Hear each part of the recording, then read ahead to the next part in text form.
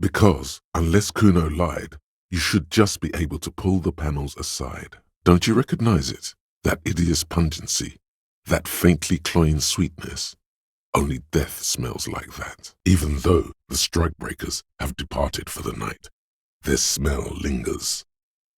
Layers of body oil and sweat, over-buttered meals, pulled from Bakelite lunch pals, the biting stench of lye soap. And then there's the slowly oxidizing metal gates, the scent of stale grease emanating from every crack. You run your hands over the cold, cold body of the victim, his limbs, swollen organs. There's a bullet in here, somewhere. Your arm reaches out and your eyes close, as if by their own volition. It's dark all around.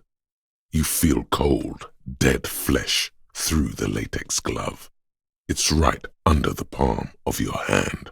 Sharp, serrated material. The edges cut right into your skin. This must be the bullet.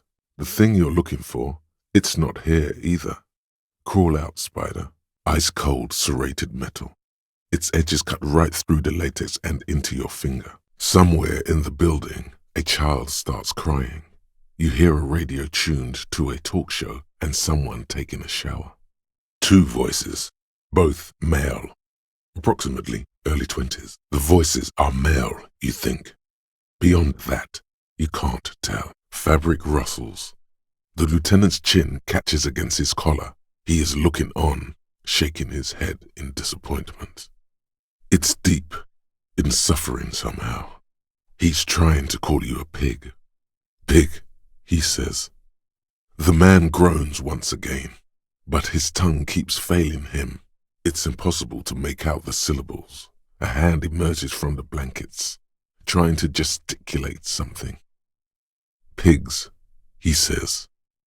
The man groans once again, but his tongue keeps failing him. It's impossible to make out the syllables. A hand emerges from the blankets, trying to gesticulate something. And then it dawns upon you, clear and surreal. He's trying to call you pigs. Sounded like a woman's shoes. Somewhere in the distance, a baby cries over a blasting radio. There's a family argument reaching its crescendo in an upstairs apartment, while around the corner, the air conditioners drone. You think you can hear a slight popping sound as he moves his mouth. Somehow, it sounded even worse, out loud, waves crashing in the distance, the sound of sea below the window. A baby is crying in the neighboring apartment. And someone turns down the radio. You hear some light footsteps and what appears to be a late-night talk show playing on the radio. You hear light footsteps passing by the door and some folk music playing on the radio. You hear some light footsteps and what appears to be a daily weather forecast playing on the radio. Tidying up, nervously, you hear the clock ticking in the children's room. Indeed, about 70 meters west from here, the ruin in front of you is silent as a tomb. Indeed, you hear what sounds like two men arguing where the lieutenant is pointing. The wind at the top of the building starts howling loudly, blowing away the lieutenant's voice. Faintly you hear, because you're just standing there squeezing your buttocks and nothing is happening. Amid the howling in the wire, you make out a woman's voice with a thick Samaran accent. Girard, this is a joke. Someone is making a joke. Sounds like he hasn't talked to anyone in quite a while. In the distorted distance, you hear someone turning next to her. Bed springs rattle. It doesn't matter if you react or not. You still think you hear a man's voice in the background. It's covered in pain and white noise. No answer. You're not sure, but you think you hear a man's voice in the background. It's covered in pain and white noise. A hollowed-out, dark echo. She looks away, mumbling. Why is everyone always messing with the curtains? Why can't they just buy books like normal people? Quietly, she mutters to herself. He isn't doing what he's designed to do. Isn't the spell working? Host of hosts, she prays. Guard me and my honest business venture from the curse that lurks behind the curtains. Host Almighty, she prays. Guard me and my honest business venture from the curse that lurks behind the door. Blessed be your name. It's the same old woman you spoke with through the radio computer in the doomed commercial area. And then the pressure changes. All you hear is your own breathing, heavy and hoarse from all the nights spent drinking. It's the breath of an old man. But there's something else.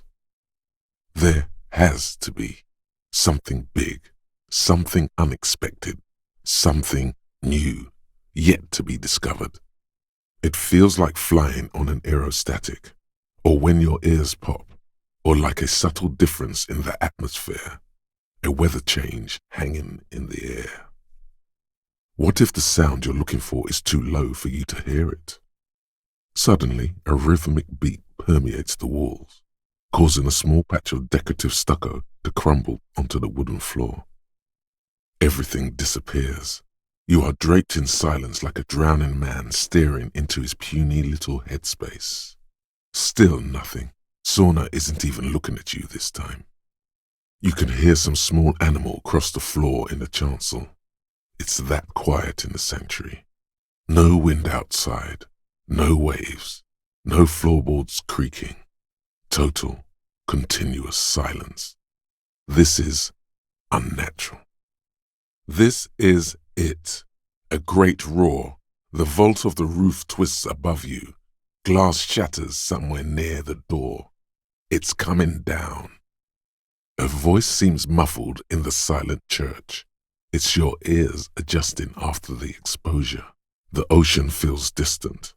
Its ebb and flow blocked off by the centuries-old pinewood sarcophagus around you. The silence in this part of the church, it's almost palpable. All the shifting matter and shuffling of living things is gone. Nothing seems to exist beyond the church anymore. Your voice is barely audible.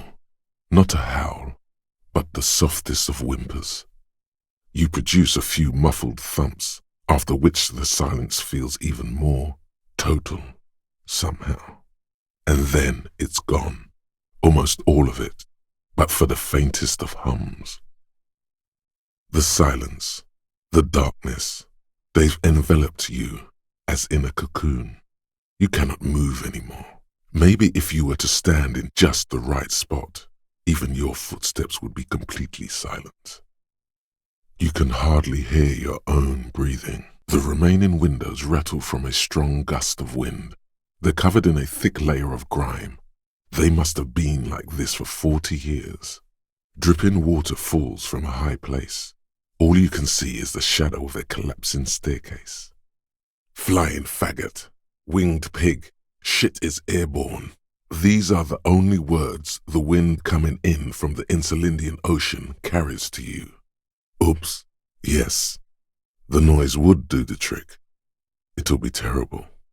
The word fuck rings like a gunshot from his mouth. He doesn't swear often. You can't hear him exactly, yet you're able to understand every word he says. It is very strange. An overwhelming hum covers everything. Voice doesn't escape from him. The knock produces a hollow ring of metal. Doesn't sound like there's anything inside the container. You hear dock water quietly lapping against seaweed-slimed concrete, but definitely no ominous hums. The echo is so prominent, it's impossible to discern what the voices are saying or what's producing them. You hear a low rumble upstairs, the sound of a curtain being pulled aside. You can almost hear them breathe. There's the static again, whispering like a seashell pressed against the air. It's not that yet. It's another. You have plenty of time to win her over with questions and kisses. A plate glass or a mug.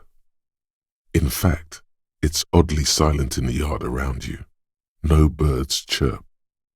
The sound of the key turning still echoes in the yard. Hopefully no one heard. You hear someone inside, walking from room to room. Whoever lives here must be back home.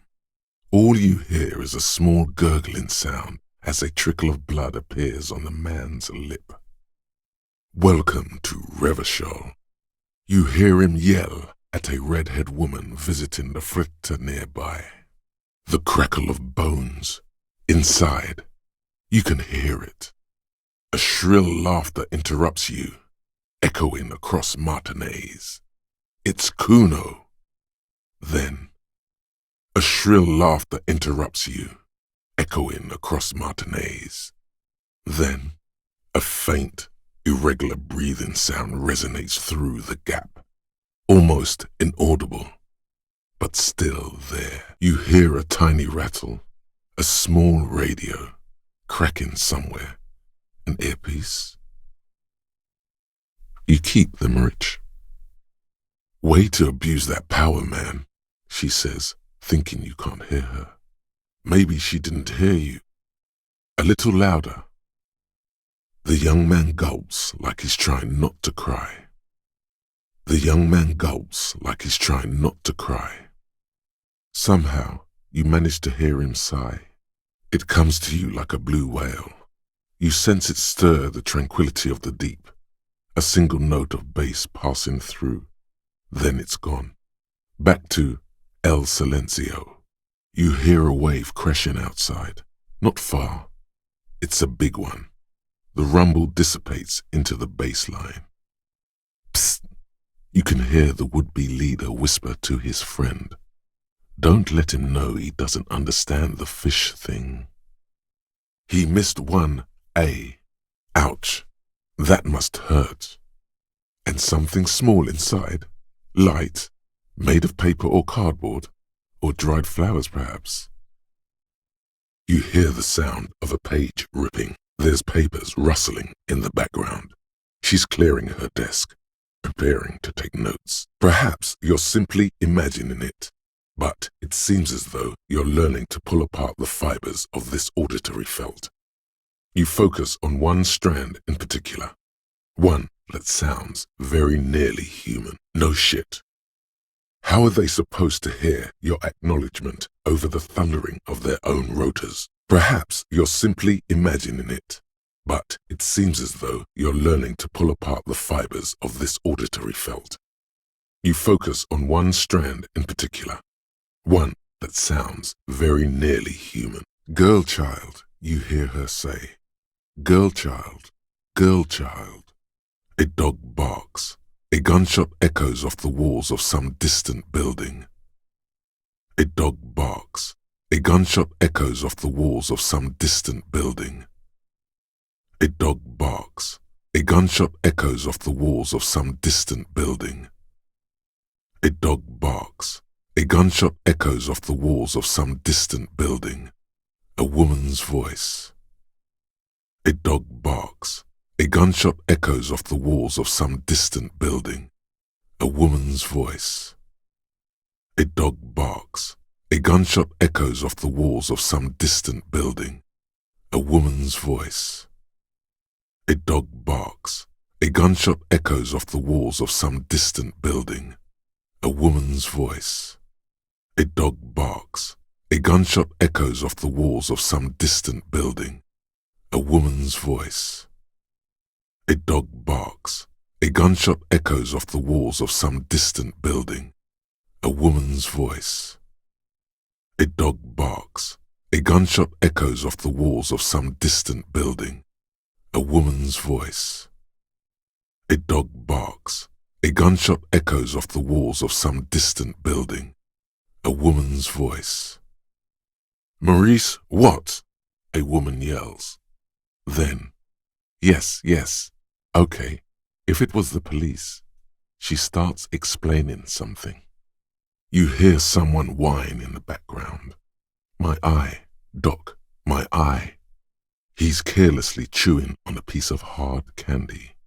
You can hear her quickly typing in the background. God, why can't you just mind your own business? She mutters. Fucking hell.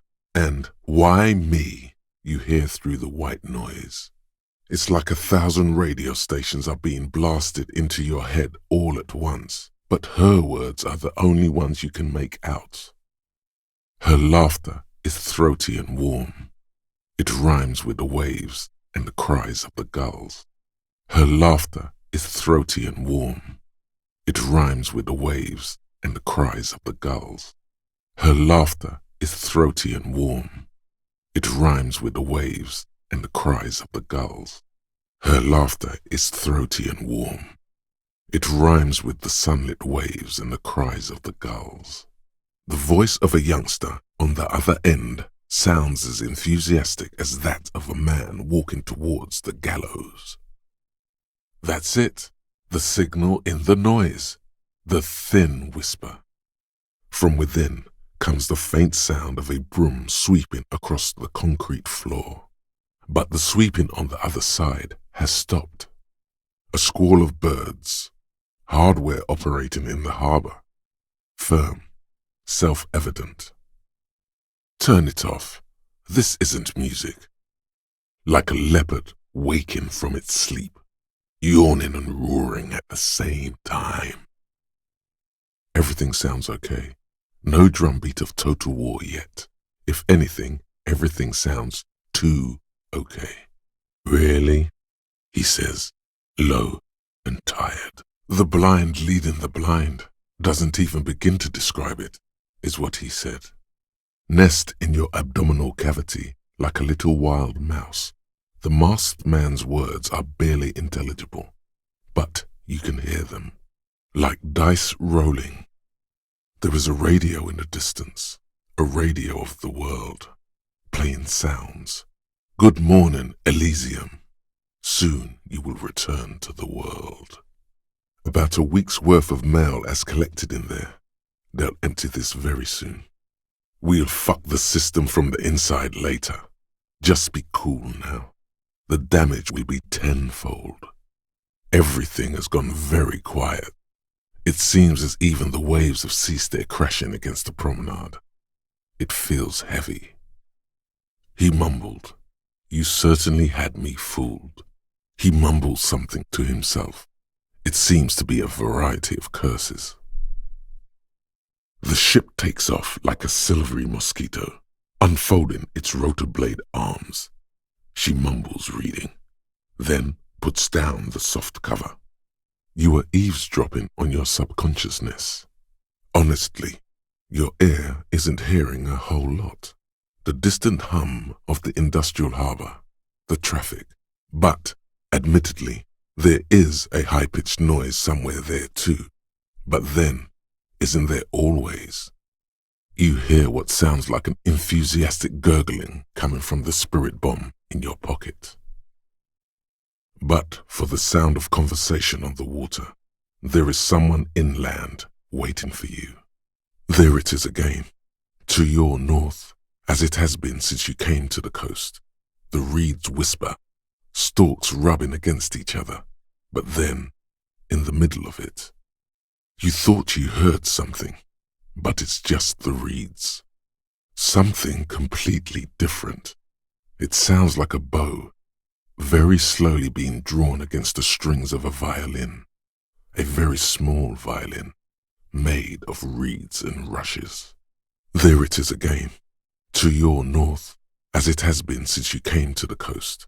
The reeds whisper, stalks rubbing against each other, but then, in the middle of it, something completely different. It sounds like a bow, very slowly being drawn against the strings of a violin, a very small violin, made of reeds and rushes. You thought you heard something, but it's just the reeds. Now, how do we do this? There it is again, to your north, as it has been since you came to the coast. The reeds whisper, stalks rubbing against each other, but then, in the middle of it, you thought you heard something, but it's just the reeds. Something completely different. It sounds like a bow, very slowly being drawn against the strings of a violin, a very small violin, made of reeds and rushes. No, listen. Listen now. He heard you. He just wants to hear you say it. You're in. Good for listening in, too, for hearing the moaning and the snorts. You hear a low frequency hiss, barely beneath the audible spectrum. Then it's gone. You hear a low frequency hiss, barely, beneath the audible spectrum. Then it's gone. The hiss is different from the strings you heard before. It says something else, in a lower pitch. Suddenly, there is silence.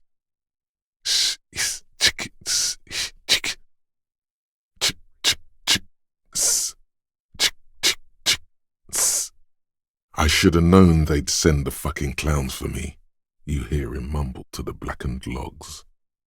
Airships, multi-rotored airships used in the landing. On the islet, there is almost no wind under the rain quietly falling on the reeds, bulrushes swaying on the waterline, long dried leaves chafing against each other, the soft raindrops.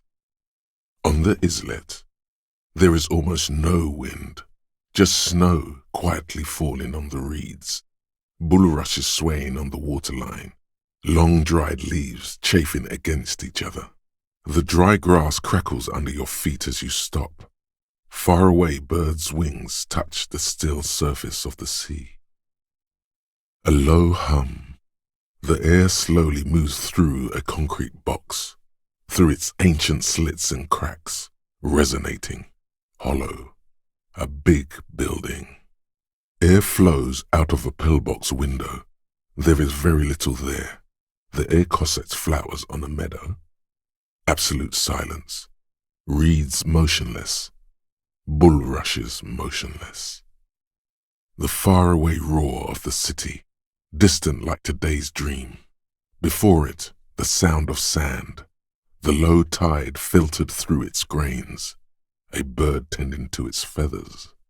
A silent hiss. Sea air moving through the needles of a pine tree. Raindrops fall on water, strangely quiet, forming circles in the distance.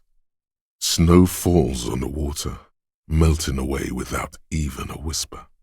Col de Mamadakwa, a drop of rain falls on a black log of an extinguished campfire.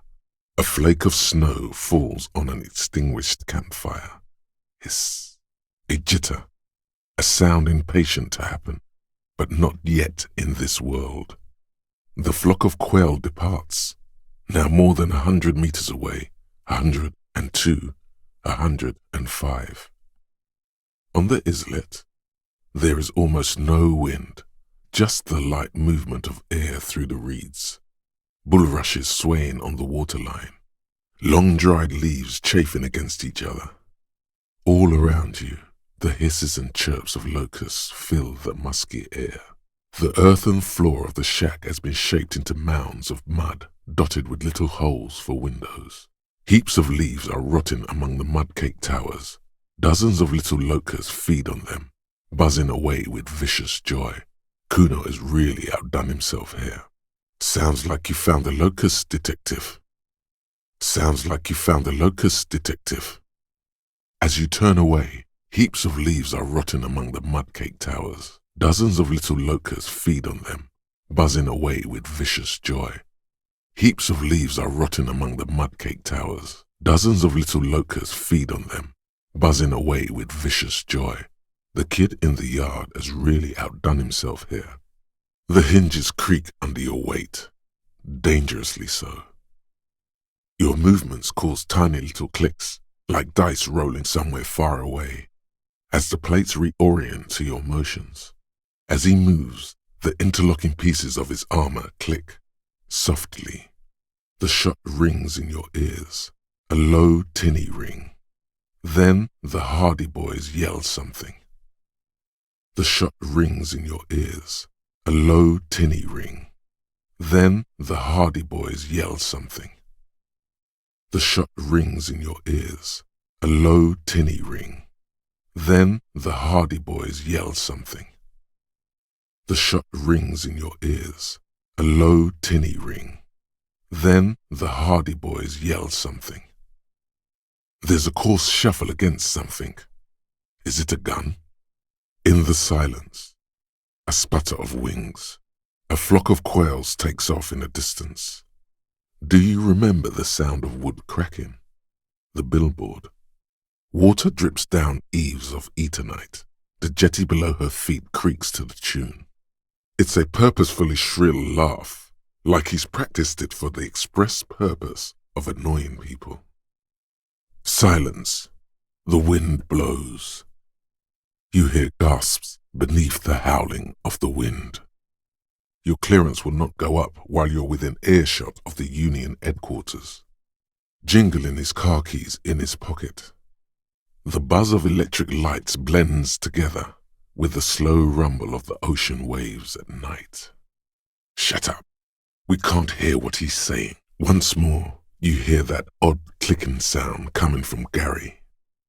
As he shifts uncomfortably, a series of clicks, like the clinking of glass beads against one another as they roll across a hardwood floor. You've heard this sound before. But where? As he shifts uncomfortably, a series of clicks, like the clinking of glass beads against one another as they roll across a hardwood floor. A strange sound. The sound you heard was not the sound of something easily abandoned. A fool's hope, say her lips moving in silence. An almost inaudible whisper from the lieutenant. Damn. What a dick, dancing around in his maid uniform. I'm having it uninstalled, he mumbles to himself. Inside the small mechanism, you can hear a spring tensing up. From the back of the room, a little pop. You hear the brass button opening on Elaine's belt holster. The room is so quiet you could hear a pin drop. The rest of the cafeteria has gone quiet, too. That voice, so very familiar. Did you hear it when calling to your station and reporting your badge missing? You can, and it's pretty terrifying. You hear the shower being turned on, somewhere inside. Sounds like it's coming from upstairs somewhere. You could snoop around before going up. You hear a jingle. Keys are clinking in the pocket of your flare-cut pants. Sounds like it's heavy, too. Very sturdy. A little whimper. The young woman hears you. She's looking around. The gunshot wasn't that loud. This is something to keep in mind when assessing the distance of the shot. You hear cracking in her shoulders. You hear cracking in her shoulders. Her hair brushes her shoulders, making a small hissing sound, almost imperceptible. With a soft ring, as the porcelain meets the metal table. A creak. Some dust falls off a shelf. You hear the lieutenant hum. In it, you hear snow melting, dripping from the eaves. Someone closing a window. It's still piss-weak garbage. You hear a subsonic squeak from behind the fence. No one likes your fucking art. You should bang with your life. Murder was the case. You hear cracks as the lieutenant moves his sharp fingers inside the flesh, like the creaking of an old house at night. I should have just brought a dictaphone, he mumbles. The only difference is a barely audible click underneath. Sounds like the end of a long dice roll. The apartment numbers have fallen off the door, leaving the panel with a sticky 1-shaped shadow and a marker drawn 2. In the dark, it looks like a nest. And look, the other foot is camouflaged by a striped sock bearing the name Maxtor on the sole. 3 toes are poking out of a hole. Downstairs, a cat crosses the yard, disappearing into the bush. In the meantime, a small indigo flower begins to bloom just below his cheekbone. Matchboxes, it appears. What? Where is he then? It looks, to your eye, like some kind of long metallic fish, suspended beneath a number of ceiling fans. You look out the window, toward the north. There, hanging some distance above the horizon, you can just make out a strange silhouette. You look out the window, toward the north. There, amidst the low-hanging stars, you can just make out signs of motion. You look out the window, but you can't see anything. But then, it's dark, and your eyes aren't the sharpest. It's a set of position lights, moving in unison, like a restless constellation. You look around, but you don't see anything unusual. Then again, your eyes aren't the sharpest. A slogan used to intertwine with the loops a long time ago. Now, only a shadow of peeled letters remains. It says, "Tomorrow is just a whisper away." As she waves her hands, you notice familiar-looking ampoules and packets sticking out of the mountain of police gear on her back. Medicine? Or drugs? Is one of those things a police cap? The kid takes a peek at the green and silver verm on the cover of the book, already forgetting about this part of the discussion. You follow the man's gaze out toward the west. There, hanging some distance above the horizon, you can just make out a strange silhouette. You follow the man's gaze out toward the west. There, amidst the low-hanging stars, you can just make out signs of motion. It looks, to your eye, like some kind of long metallic fish, suspended beneath a number of ceiling fans. You look around, but you don't see anything unusual. Then again, your eyes aren't the sharpest. It's a set of position lights, moving in unison, like a restless constellation. You can't see anything. But then, it's dark, and your eyes aren't the sharpest. No, there's more in there. Livis strawberry liquor, plus some Pilsner bottles too. Better not pick them up. They seem unhygienic. Confirmed, nearly the whole pack is there, solidified on his lower rear teeth. A couple of spook novels hide amidst all the detective books. Thrilling tales of spycraft and daring-do. A crumpled billboard reading, "Samaran butter soaks in the canal." Two ugly lines mar the bright countenance of the blonde boy depicted. Whatever it is, the boy on the billboard seems very happy about it. The crumpled Samaran butter billboard still soaks in the canal, marked by tire tracks. Isn't there a sign over there saying functionality will be restored on Wednesday morning? Wasn't there a sign over there saying functionality will be restored on Wednesday morning? The machine seems almost alien with its pulsing core. The light casting her face in a strange shadow. Her lower lip is quivering. Only a faint crisscross of rafters can be made out from the dark, most of the tower disappearing into the shade. A small, satisfied smile breaks free on her face, infuriatingly triumphant. In the basins, the water looks like it's boiling. Cracks appear on the stained glass window. Cracks run up the wooden pillars in the dark.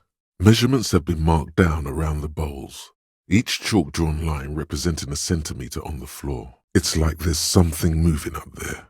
A shadow has emerged from the tower and it's making its way toward you through all the other shadows. Just darkness without end. It makes your head spin. It's not a shadow anymore, becoming more substantial as it gets closer. The shape of an animal descends. Oh no, you've lost sight of it. Where did it go? Yes, the darkness makes the ceiling feel infinitely far away. There's nothing. You're dizzy and disoriented as you see dark and more dark rising, filled with vague shapes of woodwork, the sense of a great height.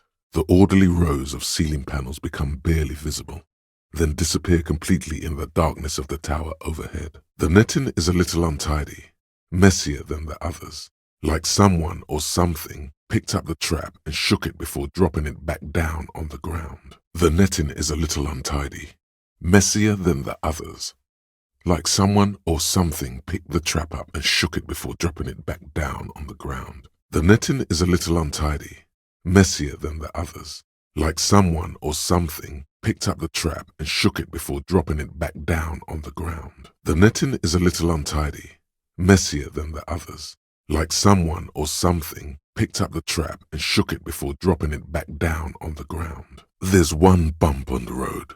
A dead dog lies flat about 200 paces away, right at the turn. When the wind ruffles the cloak, you can most definitely see a white rectangle on its back. Indeed it is. There appear to be cisterns underneath the Union container covers. It's just a brown folder. You can't make out what's written on it. It's just a brown folder. You can't make out what's written on it. The huge block letters on the folder read, Harrier de Bois. There's something in small writing just above that. Revachol Citizens Militia. There's a mean little light in his eyes, grotesquely magnified by his +6 glasses. Wow, that's 25 real. That's good money. You need it. Is he having a stroke? Hey, all this talk about money has made you lose the thread. What is going on with the light in this place? That's what you need to ask him about. She looks outside the window where the night has fallen on the yard. She looks outside the window where daylight has filled the yard. This person values focus above all. She keeps her sharp sight on the instruments before her. As she shifts around, you notice several dead flies on the windowsill in front of her. Legs up. They're not moving. The result is 1 on a 20-sided die. Little sparkling embers under the window. A list of names under the stations suggests people across 6 Isolas would be playing. Muindi, Insulinda, Kotla, Grad, Samara, and even Il Mara. Look, a black cable is running into the breaker box. It looks a bit like an academic calendar, only much more brutal. The full text reads, Heat death of the universe is the new black. Another note says, the biggest advancement in role-playing systems since the 30s. A tiny golden watch with red straps around her bony little wrists. The light of the video rental shines through her dress now. A DeLorean figure, cut in black, moves below. It's still her. Her legs, her breasts, her hips. The clock shows the time at 10:09. The hands seem to be still. It's apparent the clock doesn't work. The bottles wink at you in the light. The smokes too glitter in their wrapping. It's like looking into a kind of heaven. Your knees are weak. Her hair is dyed blonde, with dark roots showing. There's a coarseness to her features, some masculinity below that timidness. She rubs her sides, but not from cold. Her shoulders are relaxed. She must have taken a hit, or she's on an upswing. However, their breathing is regular, their jaws stay put, and their pupils aren't dilated. So, not under the influence right now. Unlike the girl outside, however, the boy's breathing is regular. Their jaws stay put, and their pupils aren't dilated. So they're not under the influence, currently. Wow, looks like there's quite a lot there. One speaker. They have one speaker. They've got one speaker. One. Uno. Un. The lighter's dark green disposable plastic. Safety's off. In your case, the safety is always off. It must be glorious to behold. Dark pink and snow white. The core is lead. The brass jacket probably didn't cover the entire bullet. Otherwise, the softer metal wouldn't have expanded quite like that. Below, in smaller font, you see the parenthetical, adapted from Man from Eelndal and the Necromancer's Treasure. Man from Eelndal, Lord of Rotkar, and Man from Eelndal, the Curse of Nacht Hera. Looks like an official mark, made to be low visibility outside the right circumstances. All in a print so small it could be considered downright cute. There's something there. A rectangular shape. Like a card or a postcard. There's something there. A rectangular shape, like one of those postcards that Annette told you about. Unfortunately, your eyes might not be up to the task. Speaking of, should you maybe consider getting corrective lenses? Your nose is like 2 centimeters from the page. Whatever you say, Detective Hyperopia. Why don't you get back to the story? You can do this. Maybe squinting will help. That really didn't help, did it? How about opening your eyes as wide as possible? Okay. Enough of that. It's starting to sting. Better try another approach. All right. But these actually make your vision worse. It's like literally being underwater. Truth be told, you have no idea what you're looking for. It just looks like a cord attached to a piece of metal. You pick at the colorful rubber jacketing, not sure what else to do. The whole monument is covered in a thin but durable layer of oil and grime. It's obvious no one has cleaned it in years. It's the same plaza you've been looking at for days. What do you hope to see now that you haven't before? Truth be told, you have no idea what you're looking for. It just looks like a cord attached to a piece of metal. You pick at the colorful rubber jacketing, not sure what else to do. The whole monument is covered in a thin but durable layer of oil and grime. It's obvious no one has cleaned it in years. A small heat emboss on the veneer reads, "Solidarity aid from the People's Republic of Samara." The speakers themselves don't seem to display any magical qualities. As you look up, you notice something about the statue. There are some odd indentations on the king's chest piece. Something with great kinetic energy seems to have impacted the cuirass, around where the heart is. A bullet? You glance around the decrepit buildings, the miserable weather, the sidewalks strewn with sunflower seeds and a dust-choked air. The name, Sileng, is embroidered over his breast pocket. Sir, it appears to be true. No drugs in sight, not in the box of sunglasses or under the speakers. There's something odd about the passenger seat. The seating fabric has been pulled tight over the lower side of the seat where the toolbox should be. There's something odd about the passenger seat. The seating fabric has been pulled tight over the lower side of the seat where the toolbox should be. Posters cover the small windows in the back. You can't make out what's on them. A large metal pendant hangs from the rear view mirror. The pendant features a sun crowned with wavy rays. The back end of the cabin has a small perch to sleep.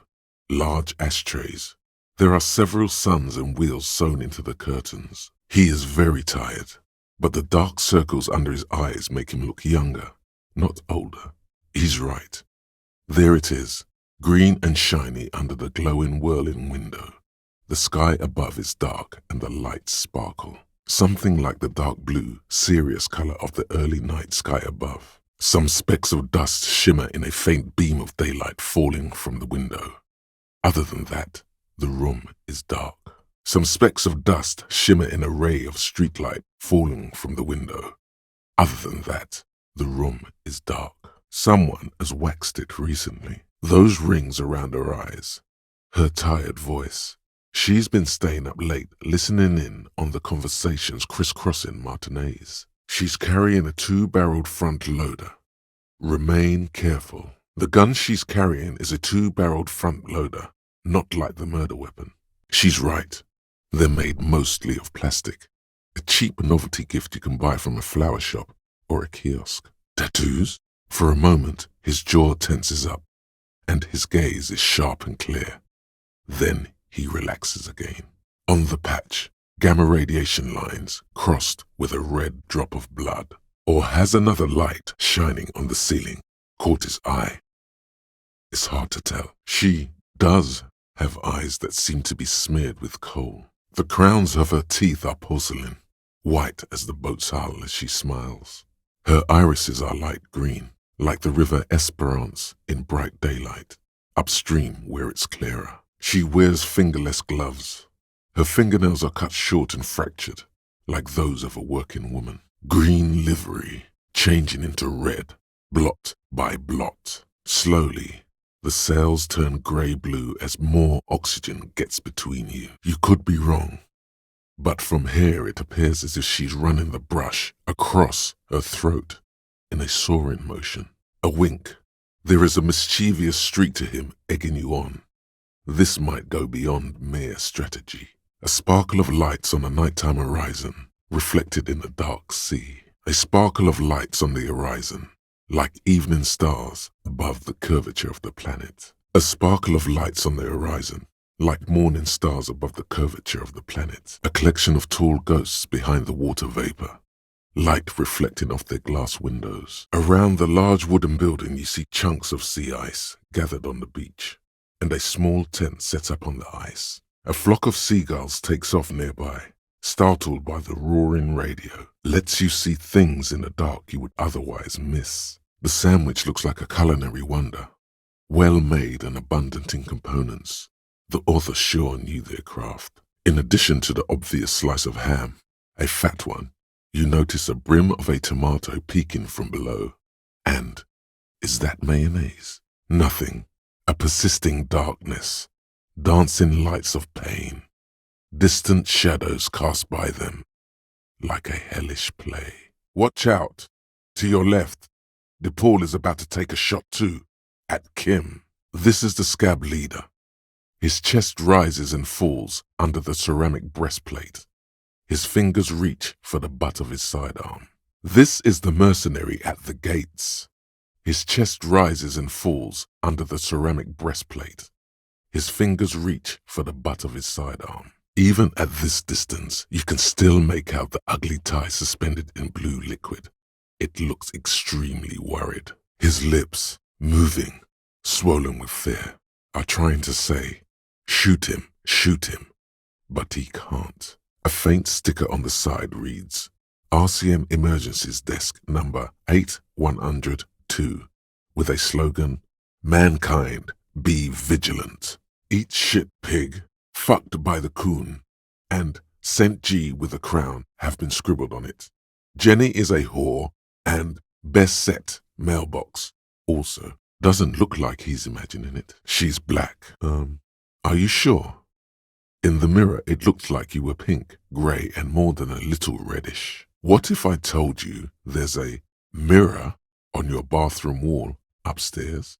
You may want to take a look. You really need to take a look at that mirror upstairs. I don't know. What's the problem? You're just reacting to stimuli. Okay, the stimuli end. The place looks the part. There's graffiti everywhere and the traffic jam behind you is completely unregulated. She must be very diligent about the glove use because her hands are clean and delicate. She must be very diligent about the glove use because her hands are clean and delicate. Hard to say. You see a set of tire tracks in the brown slush that covers the plaza mosaic. Hard to say. Your vision is blurred and you're having difficulty concentrating thanks to your relentless hangover. Cop habit. You look at everything. She is right. Your hands look even worse than hers, with tiny cuts and gushes covering your skin like a spider web. Your fingertips have become an ugly shade of brown. You're not the first person to point this out to him, with similar results. Look, he's sweating. Beads are forming on his forehead. He's sweating. Beads are forming on his forehead. He's sweating. Beads are forming on his forehead. The blacks of his eyes are receding. His pupils are returning to normal. Still dumb, your eyes are transfixed on his digit. It's yellow with nicotine. You could say he has dirty fingernails, but that's just a fact. It's not going to do anything. There doesn't seem to be a single person under the pine today. There doesn't seem to be a single person under the pine today. Not even Gaston. Alone. A drop of blood in the saliva. A drop of blood in the saliva. And nowhere else. Nowhere in all of Martinaise have you seen them. Nowhere else. Nowhere in all of Martinaise have you seen them this spring. The maker is called Sensorique. You see their V-shaped logo, but can't make out the size. The maker is called Sensorique, and the size is 42 to 44. The maker is Sensorique. The model is Corbeil, and the size is 43. The coals of his eyes glisten suddenly, like stones dripping with water.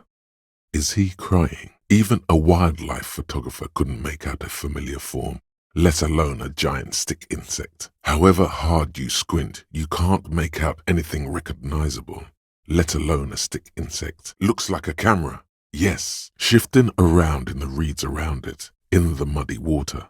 You notice some of its hind legs apparently standing on the water from time to time. It's that light. And is that a glimmer in the water below it? Like plastic? Could it be hoarding something? Of course, no time. The insect towers above you, parting the reeds it emerged from, and something under it. In the place it stood, bobbing there, among the reeds, a collection of items. Looks like material for some kind of nest. You should search it. Yes, it's light enough to do that. Keep your eyes on the prize. It looks like material for some kind of nest there. You should search it. In the reeds, where the phasmid was hiding, you see a little flash of white. Porcelain white. Look, in the reeds, where the phasmid was hiding, you see a little flash of white. Porcelain white. In a nest of some sort? In the reeds, where he's pointing, you see a flash of white. Porcelain white. What are you talking about? Can't be certain. More than that. More than that. And an empty can of beans on the ground next to it, filled to the brim with cigarette butts. The silhouette of a tobacco picker adorns the paper filter. The brand, Tio Moteri. What are you talking about? Can't be certain. It's certain, unclouded by cataracts. His eyesight is sharp. A spray of blood from his mouth on the black charcoal in the fire pit. Pollen drifts in the light shaft. Pollen drifts in the light shaft. Pollen drifts in the light shaft. As you look to the bay, you see a small green sail on the horizon. By the crumbling sea fort, growing smaller. He has chewed his lips bloody. There, on the rim of Owen Clerven's helmet, you count little stick figures, 19, 20, 21, about 50 little stick figures, all of them black, plus 2 little white ones in the end. The boat's belly is a shiny yellow color, industrial paint over fresh tar. You see it reflect off the water, along with the factory number, A72. A subtle smile lights up his puffy face, like a ray of sun breaking through the stratosphere. He likes reminiscing. His eyes are clouded, his dilated blood vessels encircling his irises like stinging brambles. He pinches his thigh as if to check whether this reality is the reality. Underneath the accumulated filth, the jacket itself appears to be stain resistant. Maybe it just needs a good scrubbing. The writing under the tiny crown logo reads, Royal Extra. The traces of her laughter are still there, in her eyes, fading fast. His eyes are welling up now. Think, you can detect, in Jamrock, Boogie Street, Coudon, Leroyam, Underground, Coal City, on the 881. It will all be yours to sift through when the last snow has melted. It says, tensions rise in Terminal YC in light of the débardeurs strike in Terminal B, among representatives of every industry in Coal City. You read, she's avoiding your gaze. Now that you look where he's pointing, to the northeast, then yes, there does seem to be a motor carriage in the ocean. Strange. How did it get there? He's finding it difficult to focus his watery gaze. There's nobody there. Behind the cinder block houses, old pre-war ruins rise to the sky like dark palaces. The wind calls. The scattering of bullet holes looks like one giant smiling mouth, smiling its deadly smile. The scattering of bullet holes looks like one giant smiling mouth, smiling its deadly smile, laughing at you and the world and the living. A scattering of bullet holes is spread across the cracked wall, reaching from one corner to the other. The density and spread of these bullet holes is surprising. This takes a lot of bullets. Fully automatic rifle fire. His eyes narrow slightly. He's wondering where this is going. Inside the traps, a number of locusts crawl and tumble over one another in a tiny, chittering swarm. You follow the man's gaze out toward the west. There, hanging some distance above the horizon, you can just make out a strange silhouette. You follow the man's gaze out toward the west. There, amidst The low-hanging stars, you can just make out signs of motion. It looks, to your eye, like some kind of long metallic fish suspended beneath a number of ceiling fans. You look around, but you don't see anything unusual. Then again, your eyes aren't the sharpest. It's a set of position lights moving in unison, like a restless constellation. You can't see anything. But then it's dark, and your eyes aren't the sharpest. What? Where is he then? On the sleeve of his bomber jacket, as well as on its back, are enigmatic white rectangles. On the sleeve of his bomber jacket, as well as on its back, are the same enigmatic white rectangles as on your blazer. You could use a good, normal pair yourself. The pin is round and slightly tarnished. 3 sailboats in bas-relief with the sun hovering over the water behind them. A chipped green banner at the bottom reads, Sam Baptiste, Summer 31, Dinghy Races. Dark circles around her eyes. She's absolutely exhausted. The maintenance card under the control panel reads, Last maintenance, 10th July, 88. The small steel tag says as much. The Great Skua. Stercoarius Skua. A small engraved steel tag says, The Great Skua. Stercoarius Skua. On the floor, beer drips out of the can into a small puddle. No one does anything about it. A small twitch in the corner of Kim's mouth. He has a hunch about what knowing means. The emblem on his vest says Rowing Club. A little patch below it reads T. Hardy, Captain. Too late. You already scanned the room. You got a pretty good picture of the actor's hair. You could take another look at the tracks in the mud on the crime scene. Compare it to these guys. Good. You could take another look at the tracks in the yard on the crime scene. See if they fit this bunch. No such luck. Even he has a gun. From the corner of your eye, you see a little bird fly into the bush, right behind the window, behind Titus's back. Can't get through the door. You know what would help. Doing a thorough search of this room. Maybe something's hidden. Reporting for duty. A thorough search of this union box may help unearth something incriminating. Pin it on her. She's been here, right? A very small nod. And a trickle of tobacco spit on his lip. Can't get through the door. You know what would help. Doing a thorough search of this room. Maybe something's hidden. Reporting for duty. A thorough search of this union box may help unearth something incriminating. Pin it on her. She's been here, right? So there was a wound. You should try looking for it one more time before you send the body away. At least you'll know what to look for now, when you get around to doing the autopsy. Nothing. Even though you know you should see it, you don't. Just branches like black tangles of hair, motionless. The wind in the yard doesn't reach the hawthorn. Maybe come back later and you can try again. Nothing. Just black tangles like the hair of an old woman. Motionless. The wind in the yard doesn't reach the hawthorn, nor does the light come in from this window. Nothing, as always. By now you're almost certain there may be a sparrow's nest on one of the branches. Nothing, as before.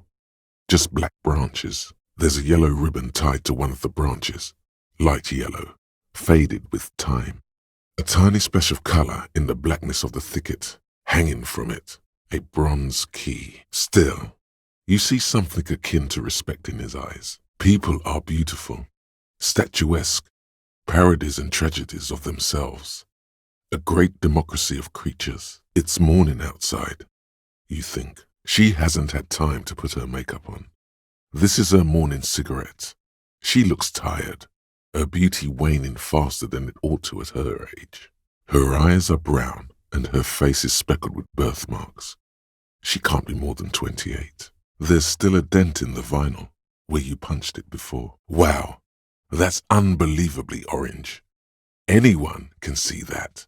It's practically effervescent, but not for scrubbing blood off towels or anything else interesting, it seems.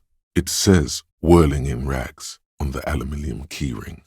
There is a single key on the ring. The number 1 is etched on it.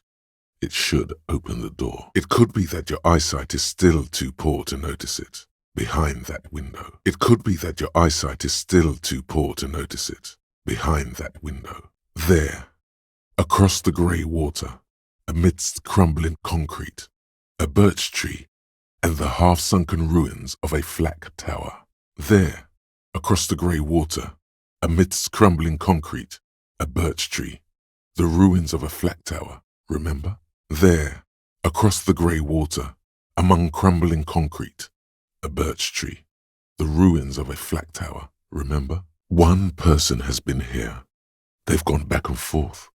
The tips point both ways. To mislead you, they were tampering with the body. She's forgotten about her cigarette. The butt has burned right down to her fingernails. The peephole, her birthmarks also signal Oranje. You don't know why, but Oranje's girls tend to come speckled with them. Watching herself reflected in the bedroom window, tall and sparkling and draped in smoke. Chipped white polish covers the nail. It's long and sharp, like a mini dagger. The petal crumbles on contact. Her hair is still slick from the shower. There are numerous cigarette burns on those silvery scales. Easy to see now that you're closer. Anything out of the ordinary and you would be notified. A light green speck and imperfection on the outer rim of her right iris. It sparkles. There it is, in your rushed writing. Right where the lieutenant is pointing. Fucky, fucky. You should really get this questioning back on track now. There it is, in your rushed writing. Right where the lieutenant is pointing. Pig's gonna have sex. You should really get this questioning back on track now. It looks like an aerostatic, very high above. His little green eyes are fixed on yours. He means the shack to the right of the greenhouse, with snow melting on the roof. There's a suspicious shack in the eastern corner of the yard. You'd have to be blind not to notice the giant white letters, F-A-L-N, running down his trouser leg. The boy is sweating profusely. His eyes are like 2 black holes and his jaw is twitching as if trying to break free from the empire of his body. The kid is obviously high. You can still see the top of her hat from behind the fence. Her knuckles have turned white, holding on to that fence. She's been here for days, seething. There are several footprints in the mud, left by work boots. Anywhere from 6 to 12 pairs have walked here. Heavy workers' boots with reinforced toes and hobnails. All over the yard. A solid guess, Mr. Racial Profiler.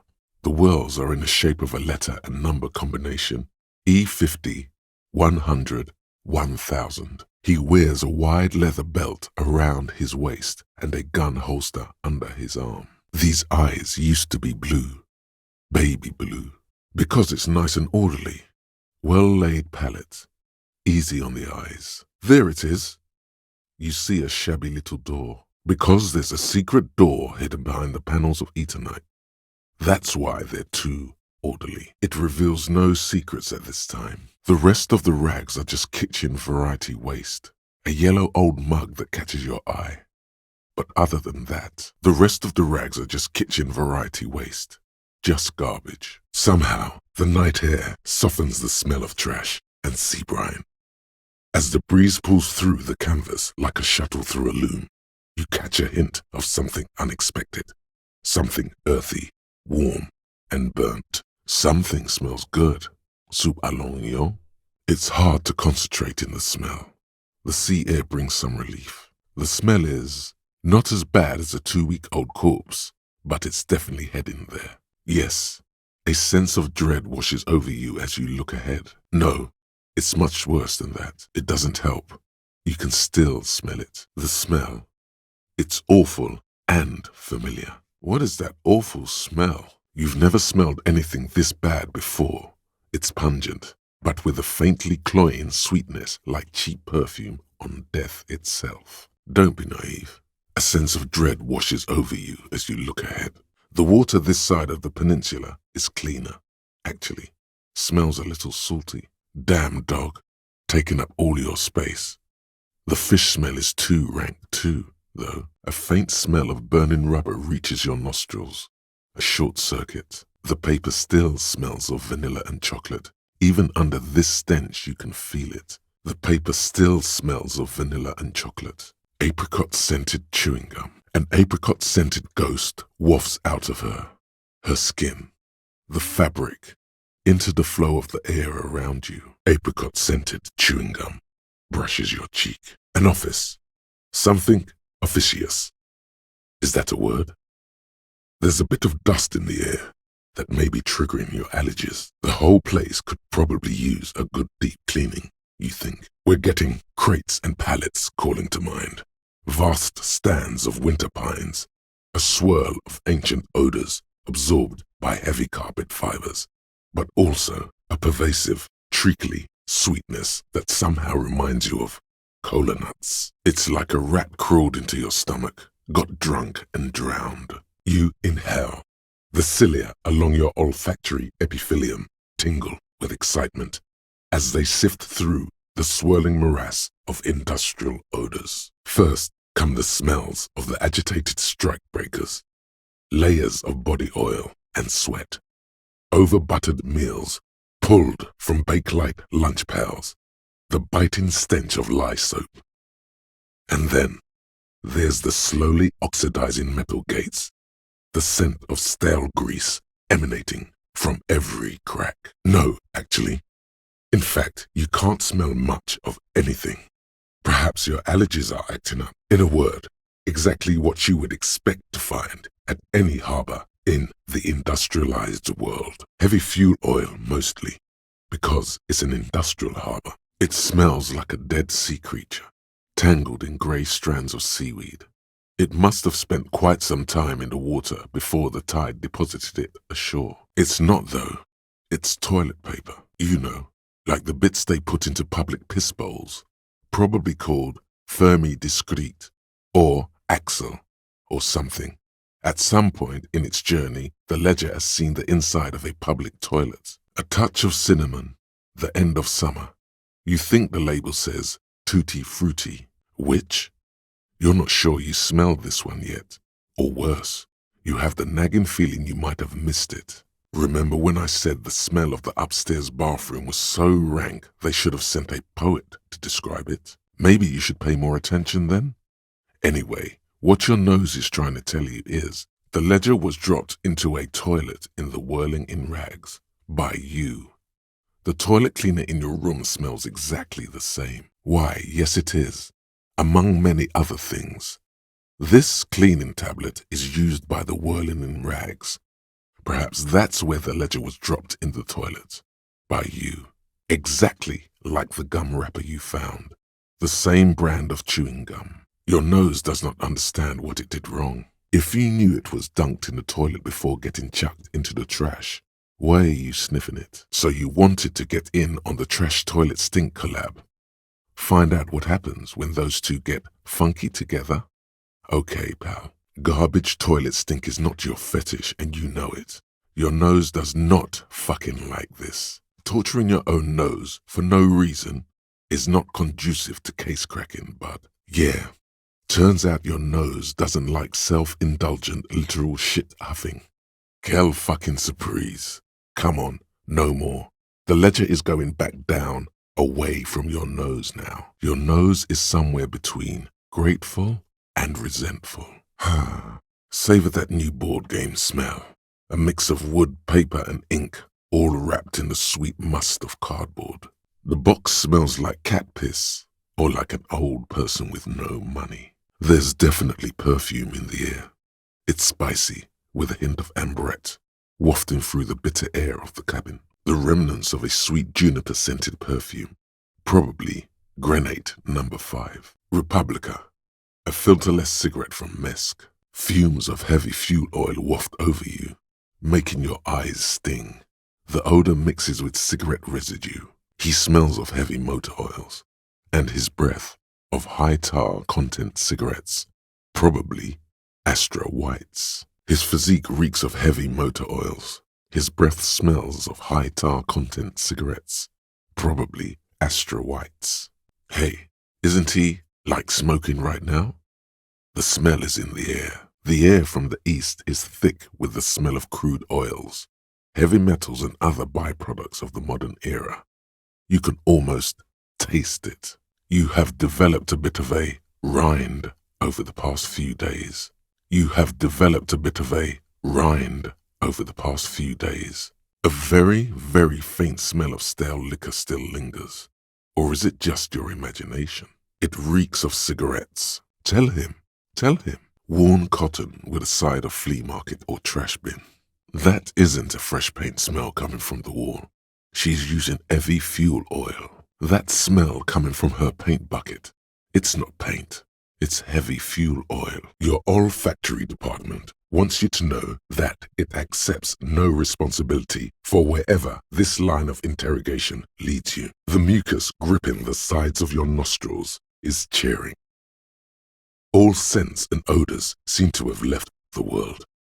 Your nasal chambers have become wind tunnels of very ticklish particles. A waft of flowers and caramel reaches you where you're standing. A breeze carries with it the faint scent of juniper and oranges. An imperceptible droplet lingers, sweet like the scent of chewing gum on some letter. Long ago, the air is cold and scented with petrichor. The first thing that strikes you is the overwhelming brine. You imagine yourself underwater, a 100-legged arthropod scuttling along the murky silt at the bottom of the sea. But then the unmistakable reek of seagull shit hits you, buoyed along on the air currents, an acrid melody atop mouldering cords of wood rot and heavy fuel oil. Nothing, or at least nothing in particular. As far as you're concerned, your nose seems to be purely decorative. It smells like a pear, in other words, a completely ordinary pear that provokes no ideological associations whatsoever. Sea brine mostly, because it's a pear. A scent of leatherwork and heavy fuel oils washes over you, and then it hits you. The brilliant bastard has drenched the entire sandwich in honey mustard. That's incredibly decadent and delicious. Smells like a steak on the grill. The burning flesh in your nostrils, even all the way over here. There's a drop of death in the spring air. You can smell it.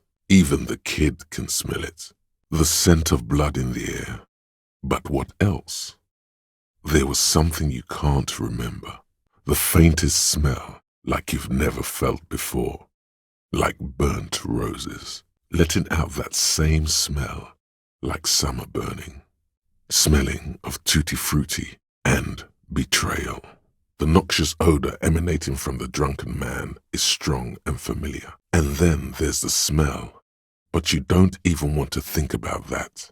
The smell of salt and dog shit in the background. God damn it.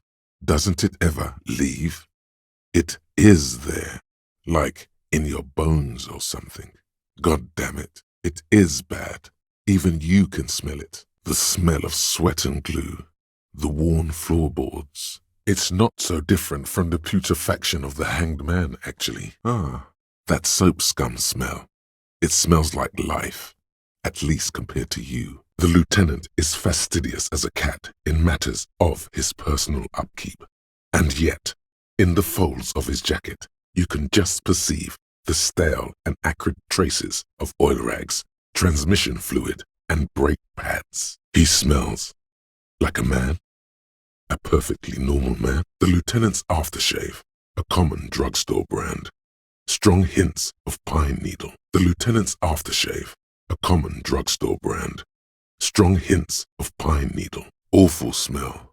His feet stink from all the way over there, despite having boots on. Just like beef stew? No. Smells like engine grease and cut wood. A workshop. The darkness before you smells like engine grease and cut wood. Smells of alcohol and sweat. And grease. It's clean of chemical odors too. Just some dried toothpaste on the handle. We really have no idea what they're talking about. There's no linkage between ideology and olfaction. What you're smelling is your own body odor, of course. Nothing a shower and change of clothes couldn't fix. Again, no, it won't. Any olfactory response you perceive will be strictly psychosomatic. It's bad, very bad. Before you can heave, the wind changes direction again, the greenhouse plastic flapping in its gusts. Yes, these absolutely need to be washed before. The stink is incredible. Yes, these absolutely need to be washed before. The stink is incredible. Slumped on the ground like that has not improved the way the corpse smells. The fall seems to have released something deep inside it. The smell of Commodore Red rises from the pool. Among it, distilled spirit and bits of shish kebab. Are these the victim's clothes? The smell is not nearly as bad as the cadaver. These clothes could not have been in contact with the deceased for more than 2 days after his death. Jamrock and other parts of the international zone have been mercifully spared of Sir Clay's love for meatballs and mashed potatoes. It is salty, it is savory, it is chewy.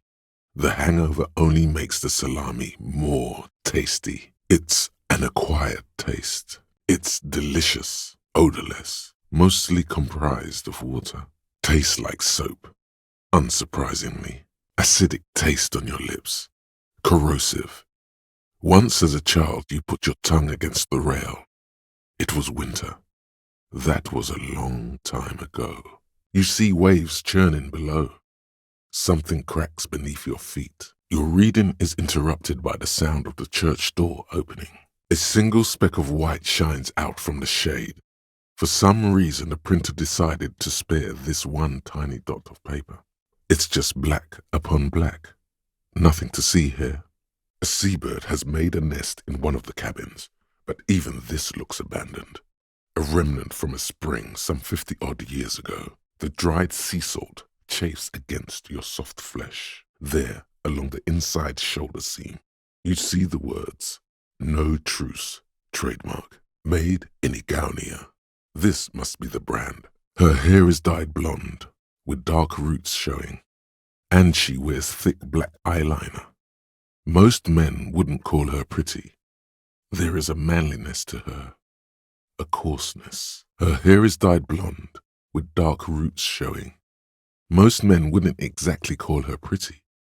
There is a manliness to her, a coarseness. Is that a bald spot?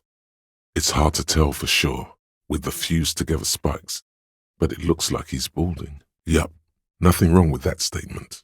Your senses have nothing to add. You'll have to ask around elsewhere. In the distance, you can hear the breakers roar. Everything's revolving around women and sex with this guy. What's that about? It gets very cold in the office, like in a desert after the nightfall. He gives you a slight nudge to your side, apparently enjoying himself. Tiny hammer shatters something inside the machine. Something glass. You run your hands over the victim's cold body, his limbs, his torso with its swollen organs. Maybe you should be more thorough. Your arms reach out and your eyes close, as if by their own volition. It's dark all around. You feel cold, slippery flesh, first with your fingertips, then under the palm of your hand. You touch the dead man's body. His skin is cold, light blue and silvery in the light of the fridge. You still have no idea where to begin, or what to even do with him. You really ought to wait until the cadaver is refrigerated.